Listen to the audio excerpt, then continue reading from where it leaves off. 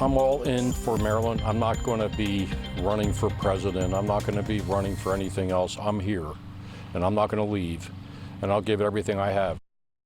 Governor Wes Moore could face a primary challenge in 2026. Baltimore native businessman and owner of the Baltimore Blast indoor soccer team, Ed Hale, throwing his hat into the ring today. Fox 45's Rebecca Pryor has more on Hale's background and his motivation for running. Well, as for his top motivator, Hale says he's concerned for the state's fiscal future. If elected, he's vowing to cut state spending, not raise taxes. But whether or not he has what it takes to unseat Governor Wes Moore remains up for debate.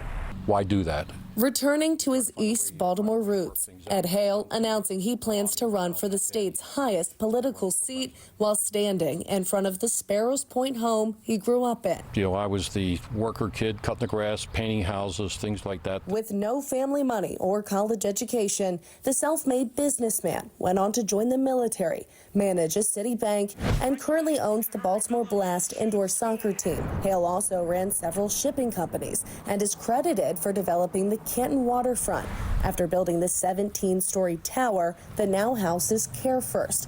His decision to run made as the lifelong Marylander was considering moving out of the state. I was going to move to New Hampshire, and really thinking about it. I didn't want to leave because, you know, I am all in for Maryland. Frustrated by mounting taxes and fees as the current administration attempts to close a $3 billion gap in next year's budget, Hale critical of Wes Moore's handling of the economy. Six Flags is leaving. The FBI decided not to come after Senator Cardin and Senator Mikulski worked for decades tirelessly to get that to come here. They're not going to be here.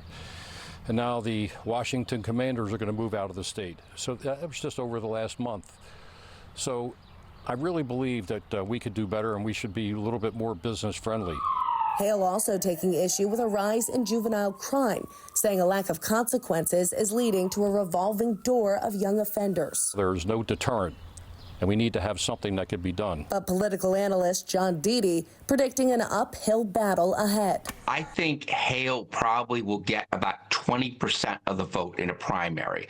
If things get too chaotic with the economy, maybe up to about 30. But that's about where he's going to be. While recent polling shows Moore's approval rating slipping slightly, it remains above 50%.